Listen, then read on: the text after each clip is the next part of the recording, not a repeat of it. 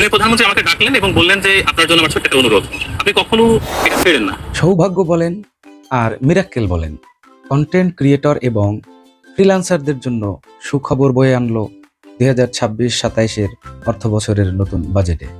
15% যে আয়কর সেটা দিতে হতো কন্টেন্ট ক্রিয়েটর এবং ফ্রিল্যান্সার যারা, তাদের সেটা সম্পূর্ণ প্রত্যাহার করেছেন সরকার। সেই বাজেটে আমরা ইতিমধ্যে শুনতে পেরেছি।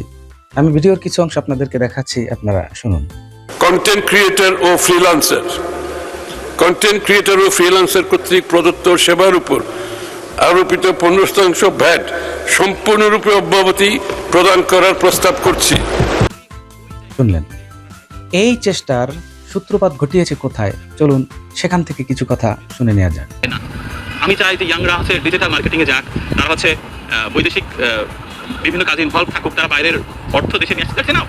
আমি বলেছি যে কন্টেন্ট ক্রিয়েটর এবং ফ্রিল্যান্সার যারা আছে তাদের জন্য যে 7.5% ভ্যাটের কথা বলা হচ্ছে, is it right or wrong? উনি বলছেন যে অবশ্যই রাইট না, রাইট হওয়ার সুযোগও নেই, ইনশাল্লাহ এরকমটা হবে না, আপনি নিশ্চিত থাকেন। আমি বললাম আসলে আমি তো একজন কন্টেন্ট ক্রিয়েটর, আমি সব কন্টেন্ট ক্রিয়েটররা তো আপনার সামনে আসবেন না, সুযোগ হয়তো হয়ে উঠবে না, আপনারও হয়ে উঠবে না। আমি সৌভাগ্যক্রমে পেয়েছি, এই কারণে মাননীয় প্রধানমন্ত্রী আপনার কাছে জানতে চাওয়া, ফ্রিল্যান্সার এবং কন্টেন্ট ক্রিয়েটর যারা আছে তাদেরকে 7.5% ভ্যাটের ব্যাপারটা কি? ব্যাপারটা বলছে যে এটা বন্ধ এবং আপনি বসে থাকেন, আপনার সামনে বন্ধ করা হবে। আপনারা নিশ্চয়ই এই ব্যক্তিকে এর আগেও দেখেছেন, জুয়েল রানা। হ্যাঁ, ঠিকই শুনেছেন, জুয়েল রানা চিত্ত টিভি, যার তিনি বিভিন্ন উদ্ভিদের উপরে কন্টেন্ট তৈরি করে থাকেন, যা আমাদেরকে সচেতন করেন এবং হতাশা থেকে আমাদেরকে ফিরে আসার জন্য হিম্মত জোগাড় করেন। এই চমৎকার উদ্যোগ নিয়ে এই ব্যক্তিকে প্রধানমন্ত্রী তিনি যে কারণেই হোক ডেকেছিলেন এবং তিনি সেখানে তার মতামতগুলি তুলে ধরেছেন, তার কাছ থেকে কিছু শুনতে চেয়েছেন, প্রধানমন্ত্রীর কিছু বক্তব্য তাকে শুনিয়েছেন। এই সব কিছুর কম্বিনেশনে তিনি এমন একটা প্রস্তাব সেখানে রেখেছিলেন। আমি ভিডিওটি দেখেছি, যুগান্তর থেকে ভিডিওটি দেখেছিলাম।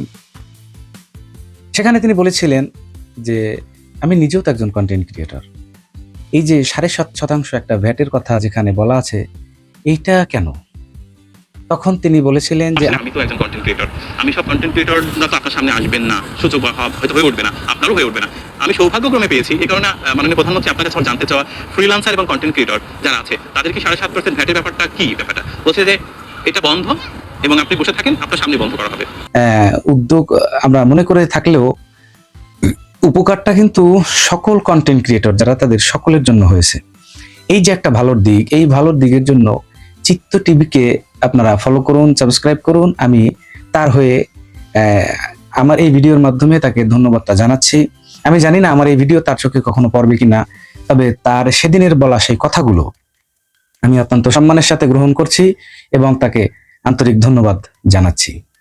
এই জুয়েল রানা ভাই তিনি আরো ভিডিও বানাবেন এবং তাকে এই কাজটা যেন তিনি না ছেড়ে দেয়, এ ব্যাপারে স্বয়ং প্রধানমন্ত্রীও তাকে অনুরোধ করেছেন।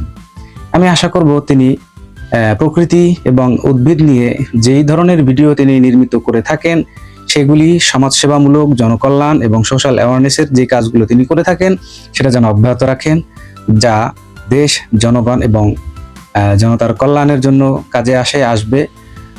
আর যারা কন্টেন্ট ক্রিয়েটর তাদের সকলের উদ্দেশ্যে বলবো, আপনারা মানসম্মত কন্টেন্ট তৈরি করুন। কন্টেন্ট ক্রিয়েটরদেরকে স্বয়ং প্রধানমন্ত্রীও ভালোবাসেন।